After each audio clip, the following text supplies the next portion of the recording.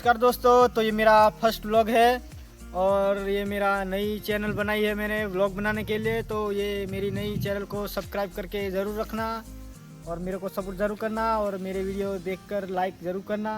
और मेरा नाम है हरेश नायक, मैं गुजरात से एक ज़िले छोटादीपुर ज़िले से हूँ।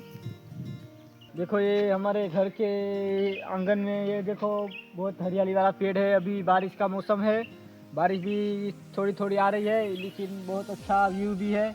आप लोग देख सकते हो, ये देखो।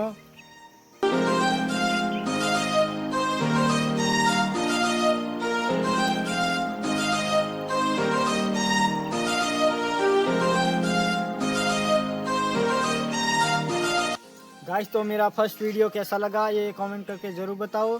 और मेरा वीडियो देखने के लिए धन्यवाद और मेरी चैनल को सब्सक्राइब करके रखो। मिलते हैं नेक्स्ट वीडियो में।